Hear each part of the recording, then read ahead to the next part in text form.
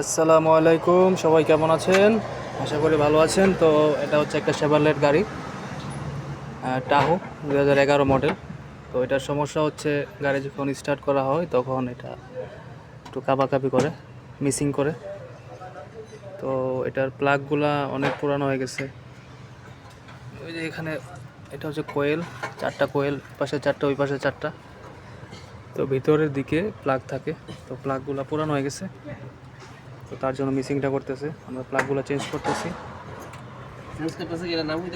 এই যে আমাদের মেকানিক ভাই, বড় ভাই মিরাজ, উনি এটা চেঞ্জ করতেছে।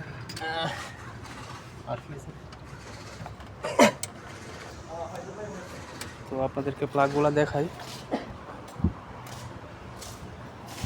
এই যে দেখেন বন্ধুরা, এটা হচ্ছে পুরানা প্লাগ। দেখেন এটার একদম মাথাটা কীরকম হয়ে গেছে, একদম চ্যাপ্টা হয়ে গেছে। তো তার জন্য স্পার্ক বরাবর করতেছে না।